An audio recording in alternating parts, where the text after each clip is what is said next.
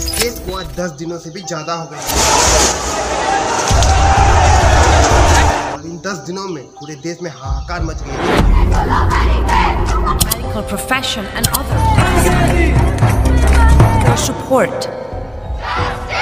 देश भर के सारे डॉक्टर सड़कों पर आ गए।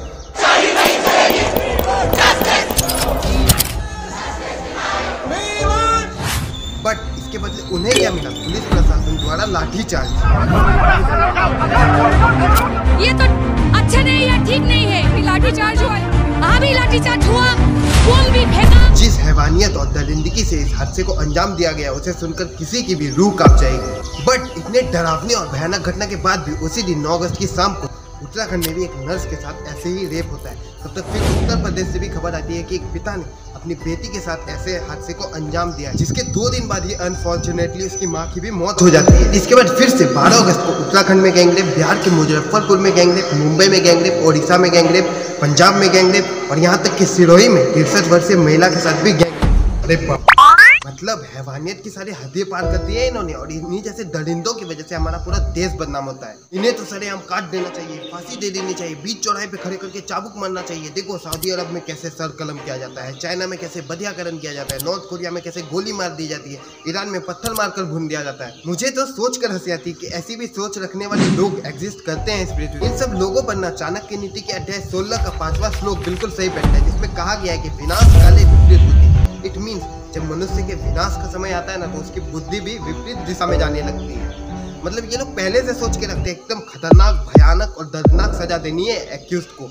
लेकिन ये लोग ये क्यों नहीं सोचते कि ये सजा देने की नौबत ही क्यों आती है? क्यों हमारे समाज के कुछ लड़के ऐसे घिनौने काम को बहुत ही आसानी से कर जाते हैं और इन्हें थोड़ी सी भी शर्म भी नहीं आती। और बात करें सजा की, तो ऐसे ही 2012 के निर्भया केस में चारों एक्यूज्ड को 20 मार्च 2020 को फांसी की सजा सुनाई गई थी। इसके बाद आज से 30 साल पहले हितेल पारेख मर्डर केस में भी धनंजय चटर्जी को पूर्व राष्ट्रपति डॉक्टर APJ अब्दुल कलाम द्वारा 14 अगस्त 1994 को फांसी की सजा सुनाई गई थी। लेकिन इसके बाद भी क्या आज हालात बदले? जी बिल्कुल नहीं। उल्टा NCRB ने और हैरान कर देने वाले आंकड़े जारी किए, जिसमें उन्होंने 2014 में 36,735, 2015 में 34,651 और 2016 में 38,946 ऐसे मामले दर्ज किए। एंड ये पूरे डिकेड का one of the highest number of cases था। बट इसके बाद भी ऐसे वारदात रुके नहीं और 2022 तक ऐसे मामले सामने आते रहे। NCRB के डेटा के मुताबिक हर दिन हमारे भारत में 87 ऐसे मामले सामने आते हैं। लेकिन बस अब बहुत हुआ, क्योंकि ये घटना सिर्फ एक डॉक्टर की नहीं बल्कि पूरे देश की समस्या है। क्योंकि जिस देश में एक डॉक्टर सेफ नहीं है, उसमें क्या हमारी माँ बहन सेफ होंगी? और जिस तरह निर्भया, हाथरस, उन्नाव, बदाऊं में केस हुए, उसी तरह इसे 2-3 दिन में भूल नहीं जाना है। It's not just a gangrape murder, it's a murder of a women independence, it's a murder of a dream, it's a murder of a equality and it's murder of a nation.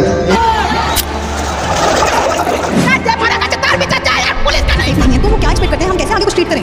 जब safety नहीं है तो Medics maintain their workplace environment. उसका खून फायदा उछाला था, ऐसे ना बतानी चाहिए बैरिकेड टूटकर पुलिस को नहीं था, पैर दोनों राइट एंगल में मिला गया।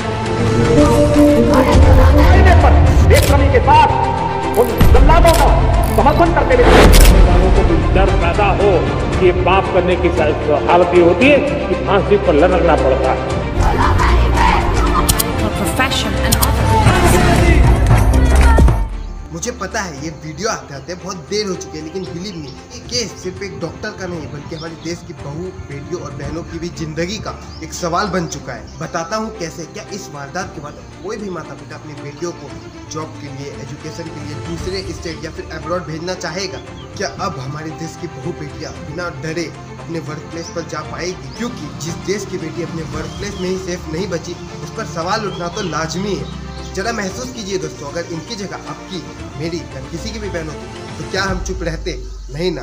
तो अभी चुप क्यों? अपनी फ़ोन उठाओ, इंस्टाग्राम, फेसबुक, यूट्यूब, ट्विटर, हर जगह इस मुद्दे को फैलाओ। अगर आपके पास फ़ोन नहीं है तो लोगों को अपनी वाणी के जरिए जागरूक करो, लेकिन जागरूक जरूर करो, क्योंकि आज अगर ये केस दबा तो कल दोबारा से और दरिंदे तैयार हो जाएंगे इस हैवानियत को दोबारा अंजाम देने के लिए। लेकिन अगर इस कार्य को जड़ से खत्म करना है तो हमें पता लगाना होगा कि एक रेपिस्ट बनता कैसे है, क्या होती है उसकी मेंटेलिटी और कौन सी वो चीज़ें हैं जो एक साधारण से बंदे को इस लेवल का दरिंदा बना देती है। और ये कहते हुए मुझे आज शर्म आ रही है कि हमारा देश तो आज़ाद है, लेकिन आज हमारी देश की महिलाएं बिल्कुल आज़ाद नहीं है।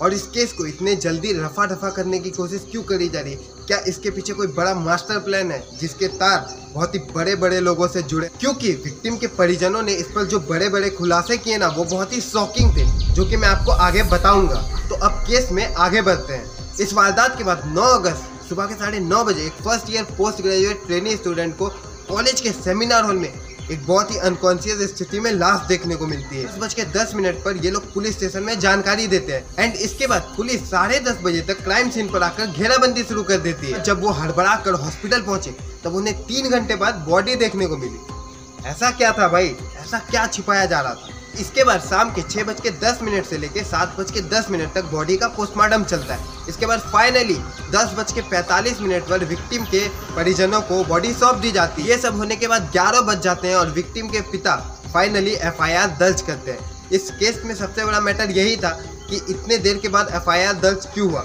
जबकि बॉडी सुबह के 9:30 बजे मिली थी। हालांकि इस पे सुप्रीम कोर्ट ने कलकत्ता पुलिस और स्टेट गवर्नमेंट को जम के फटकार लगाई और विक्टिम को और भी बहुत सारी दर्दनाक चीजें झेलनी पड़ी, जो कि ऑन द कैमरा कहना दोस्तों बहुत ही मुश्किल है। आप सभी रिपोर्ट्स एक बार जरूर देख लीजिएगा, मैंने डिस्क्रिप्शन में लिंक डाल दिया है। एंड इसके बाद पुलिस को क्राइम सीन पर एक ब्लूटूथ मिलता है, जिसकी मदद से पुलिस ने इस केस के मुख्य आरोपी संजय रॉय को सिर्फ 24 घंटों के अंदर ही पकड़ लिया। दरअसल सेमिनार हॉल में कैमरा नहीं था, लेकिन सेमिनार हॉल के बाहर कॉरिडोर में जो कैमरा था उसमें इसे साफ साफ देखा गया और तब तक इसके गले में ब्लूटूथ हेडफोन भी था। फिर ये 4:03 पर सेमिनार हॉल में घुस जाता है और इस वारदात को अंजाम देता है। एंड इसकी हिस्ट्री हमेशा से ऐसी ही रही है, लड़कियों को मारना, गाली देना, पीटना। इनफैक्ट CBI जांच में तो ये भी पता चला कि इस हादसे को अंजाम देने के पहले ये कलकत्ता के 2 फेमस रेड लाइट एरियाज पे गया था। पहला कलकत्ता का सोनागाछी और दूसरा चेतला, जहाँ पर ये अपने दोस्त के साथ जाता है। इसका दोस्त अंदर जाता है, ये बाहर उसका इंतजार करता है और रोड पर गुजर रही, सड़कों पर गुजर रही लड़कियों को छेड़ता है। इससे भी इस दरिंदे का मन नहीं भरता, तब ये अपनी फोन पे बहुत सारी गंदी गंदी वीडियोस मंगवा लेता है और देखने लगता है। और अंदाजा ये भी लगाया जा रहा है कि इसके कनेक्शन बहुत ही बड़े बड़े लोगों से, और इन सब चीजों की वजह से कलकत्ता पुलिस पर भी दबाव काफी बढ़ जाता है, जिस रीजन से कलकत्ता हाई कोर्ट इस केस को 13 अगस्त तक CBI को सौंप देती है। लेकिन सबसे भयावह और डरावना दृश्य मिलता है 16 अगस्त गुरुवार की आधी रात को, जब विरोधकर्ता 11:55 पर रिक्लेम द नाइट के नाम से विरोध प्रदर्शन शुरू करते हैं, जिससे कि ये मुद्दा धीरे धीरे सोशल मीडिया के जरिए पूरे भारत में फैलने लगता है। और काफी हद तक ये प्रदर्शन शांतिपूर्ण ही रहा, बट आरजीकर हॉस्पिटल पहुंचते पहुंचते इसने बहुत ही बड़ा हिंसक रूप ले लिया, जब अचानक से कई गुंडों की झुंड ने आकर हॉस्पिटल के CCTV कैमरास, बैरिकेड्स और यहाँ तक कि विरोधकर्ताओं पर हमला भी किया और हॉस्पिटल को पूरी तरीके से वैंडलाइज भी किया। इनफैक्ट ये लोग क्राइम सीन पर भी पहुँचने की कोशिश करते हैं, बट हैवी लॉक सिस्टम रहने की वजह से ये वहाँ तक पहुँच नहीं पाते। लेकिन यहाँ पर सबसे बड़ा सवाल ये खड़ा होता है कि ये आखिर थे कौन, इन्हें किसने भेजा था, और कलकत्ता पुलिस क्या सो रही थी, और क्या इसके सीधे सीधे तार TMC से जुड़े हुए हैं। अब इस पर कुछ लोग कहेंगे कि यहाँ TMC कहाँ से आ गई, इस केस में पॉलिटिक्स क्यों कर रहे हो? तो दोस्तों पॉलिटिक्स मैं नहीं बल्कि खुद TMC के कुछ टॉप पार्टी मेंबर्स कर रहे हैं, जो कि दिन रात बीजेपी पर सवाल उठाते हैं और इनके ट्विटर हैंडल के आधा से ज़्यादा पोस्ट बीजेपी को टारगेट करते हैं। बट जब जनता द्वारा इनसे ट्विटर पर सवाल पूछा गया तब इन्होंने अकाउंट्स को ही ब्लॉक कर दिया। वाह, मतलब दिन रात दूसरों से सवाल करेंगे, लेकिन जब इनसे सवाल पूछा जाएगा तो इनसे सवाल मत पूछो। इन्होंने क्लैरिफिकेशन भी दिया कि कुछ अकाउंट्स अभद्र भाषा का इस्तेमाल कर रहे थे, इसीलिए हमने उन्हें ब्लॉक कर दिया। ओके, एक पल के लिए मान लिया कि आपने इस रीजन से उसे ब्लॉक किया, बट एक सिटीजन होने के नाते मेरा ममता बनर्जी से एक सवाल है कि आपके राज्य में इतनी बड़ी वारदात हो गई और ये लोगों की नींद 4 से 5 दिन बाद खुलती है कि हाँ राज्य में कुछ हुआ है क्या, जल्दी ट्वीट करना पड़ेगा, ट्वीट कर देता हूँ। और जब केस CBI तक पहुँच जाता है तब इनकी चुप्पी खत्म होती है। इसके बाद भी ये लोग रुकते नहीं हैं और एक मास प्रोपेगेंडा टेक्निक के जरिए आपके, मेरे और सभी के दिमाग के साथ खेलते हैं और दूसरे राज्यों के केस गिनाने लगते हैं कि देखो यूपी में ऐसा हो रहा है, महाराष्ट्र में ऐसा हो रहा है, इधर ऐसा हो रहा है, उधर वैसा हो रहा है, क्या वो देश की बेटी नहीं थी, क्या इस पर क्यों कोई सवाल नहीं उठाता। ऐसा कह कहकर आपके पूरे दिमाग को ब्रेन वॉश किया जाता है, जिससे कि आप भी एक पल के लिए इमोशनल हो जाते हो और इस केस से अपना पूरा ध्यान हटा लेते हो। और इसके बाद इन ढोंगियों की देशभक्ति भी ज़्यादा दिन नहीं चलती, 2-3 दिन चलती है और उसके बाद ऑटोमेटिक ख़त्म हो जाती है। मैं जरा इनसे पूछना चाहूँगा कि इससे पहले भी तो देश में कितने हादसे होते थे। इनफैक्ट मैं बोल रहा हूँ अभी, तब तक भी कितने हादसे हो चुके होंगे। 140 करोड़ आबादी का देश है हमारा, बट इसके पहले तुम लोग कहाँ थे, सो रहे थे क्या? ये सिर्फ 2 दिन के देशभक्ति का चोला पहन के आते हैं और शोक व्यक्त करते हैं और मामला फिर ठंडा हो जाता है, तब निकल लेते और केस बन जाता है ना घर का ना घाट का। आज से 12 साल पहले भी गया केस में विक्टिम के पेरेंट्स को इंसाफ दिलाते दिलाते पूरे 7 साल लग गए। उसमें भी एक आरोपी को छोड़ दिया गया क्योंकि उसकी उम्र 18 साल से कम थी और वो एक नाबालिग था। लेकिन इस कलकत्ता वाले केस में दाल में कुछ नहीं बल्कि पूरी दाल ही काली है। ऐसा क्यों कह रहा हूँ और जानते हैं। दरअसल इस केस के सेकंड लाइमलाइट पर्सन हॉस्पिटल के प्रिंसिपल संदीप घोष, जिनकी हिस्ट्री बहुत ही कॉन्ट्रोवर्शियल रही है, जिसमें करप्शन, लावारिस लाशों को बेचना, ट्रेनी स्टूडेंट्स को जानबूझकर फेल करना ताकि उनसे बाद में रिश्वत लेके उन्हें पास किया जा सके, और यहाँ तक कि हॉस्पिटल के बायोमेडिकल वेस्ट तक को बांग्लादेश जैसे देशों तक सप्लाई कराना, जिसका इम्पैक्ट आम लोगों की जिंदगी पर कितना बुरा।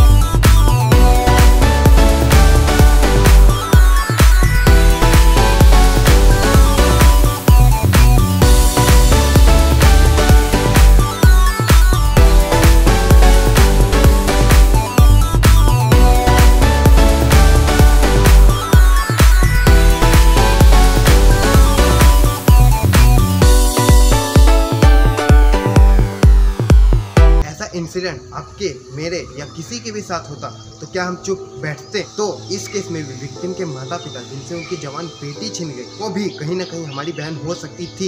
ये सोचकर नहीं बल्कि हमारी बहन बेटी थी, ये सोचकर इस वीडियो को अपने आस पड़ोस सभी जगह तक फैलाइएगा ताकि ये खबर सभी तक पहुंच सके। और अभी इन सब चीज़ों पर अगर मैं बोलता गया ना तो 3 घंटे की फिल्म भी बनाऊंगा ना तो वो भी छोटी लगेगी। तो आखिर में आपसे यही कहना चाहूँगा कि सतर्क रहें, खुद का और अपने परिवार का ख्याल रखें। तब तक के लिए see you again।